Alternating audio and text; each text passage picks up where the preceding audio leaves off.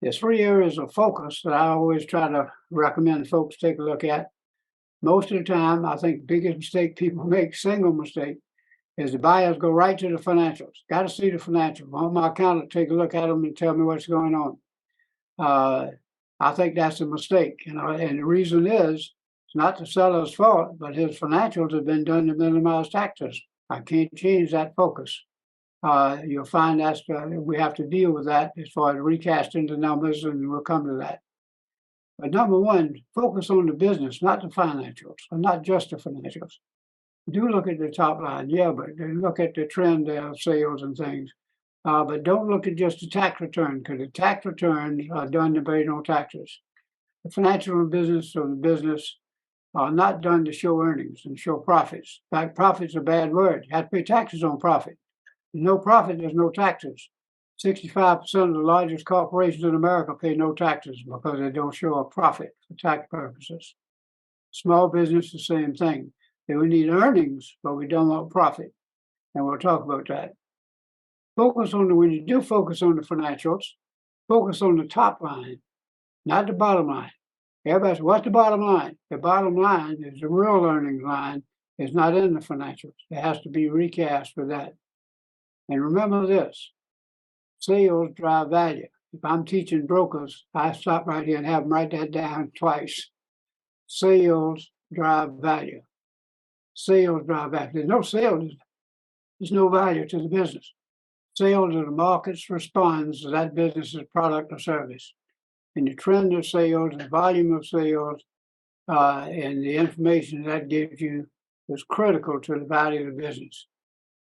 As far as earnings are concerned, I've found over the years, 40 years of selling businesses, most businesses throw off to the owner somewhere between 10 and 20% of his gross sales. I joke and say, if anybody says they're making more than 20%, I don't believe that, unless they're doing something wrong. Most of the time, 10 to 15, maybe up to 20% of gross sales are the true earnings of the business that fall in that range. I'll come back to that. The third thing of area of focus, though, and the most important, in my opinion, is focus on what you're going to do with the business after you buy it. Not now, after you buy it. In other words, yes, look at what the seller is doing with the business, how he's run it or she's run it for the last few years, what's going on in their life that makes them now want to sell. But the biggest thing that's going to affect you, you can't change how they've run the business for the last 3, 5, 15 years. You can't change that a nickel. What you can change is if you buy this business, what you're going to do with it when you start operating and running it from there. And that's the critical thing. So I would say from weighting it, I'd say 70% of the weight of the focus should be on what improvements you're going to make after you buy the business. Only about 30% of the focus should be on what the seller's done, because you can't change that. What you can change is what you're going to change and make it better and grow that business. And again, that's where SBDC can be quite a help to you with the experience factor they have. If the business has been around 3 to 5 years, the seller's obviously been making a living out of the business. So let him show you or her show you how they're running that business and how the business is earnings for them. Here's a kind of a rule of thumb to break that number down. It's how much the seller's making now. How much can I make is how much the seller's making now, less whatever the debt service is going to be, plus what you're going to do to improve the business. And so that's a simple little formula, but it works. So if you sit down with the seller and figure out about what his earnings are now, her earnings, then you might have a debt service when you buy, whether it's back to a bank or whether it's back to the seller or to Aunt Mary or Uncle Charles or wherever you get the money for a down payment. But plus what you're going to do to make the business better.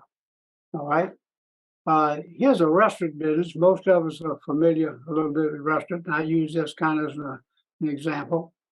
You've got gross sales. Let's say it's $1 million. It's easy numbers.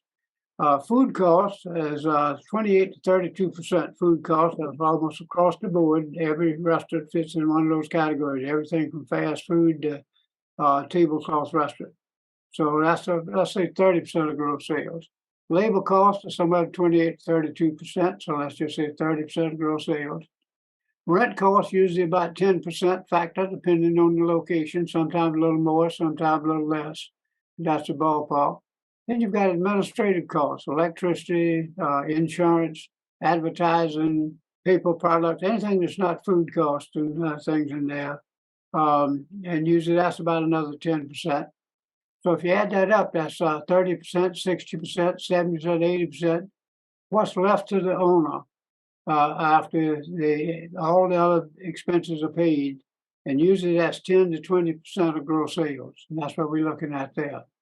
All right. So that's why if you look at a business and then you look at the top line, the gross sales, last 2-3 years, see what your trend is. And if the seller indicates that sold it, he's making somewhere between 10 and 15% or so. I think he's probably telling the truth. And particularly if he'll put his money where his mouth is and lend you some of the monies to buy the business. We'll see.